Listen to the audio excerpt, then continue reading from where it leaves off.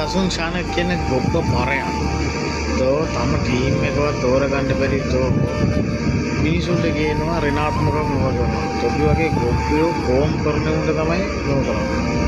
ගහන්න. තොපි මැච් කෑවා.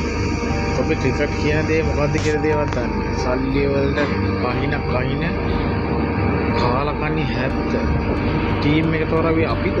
තෝනේ තෝරාවි. නායකයට තෝරගන්න පුළුවන්. තොපි ක්‍රිකට් කෑවා. තොපිට තේරෙන්නේ නැහැ.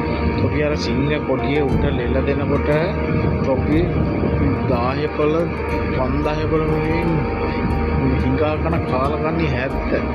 තොපි 70 වෙන්නේ උඩ පරයෝ 2040 හරි අපි ලෝකෝසරණය ගන්න.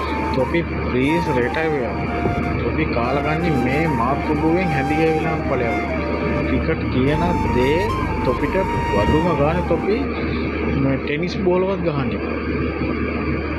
තොපේ දිනන මැච් එකක්වත් එපා ලයිව්වත් දෙන්න එපා. කිසිම දෙයක් එපා. තොපි කියන කාලකන්ණි 70 රට කාපු පරයෝ කෑව විනාශ කරා මේ මාතෘභූමිය. තොප මිනිස්සු සතුරුනේ ක්‍රිකට් වලින්. තොපියේ ක්‍රිකට් නැත්තරම නැති කරා.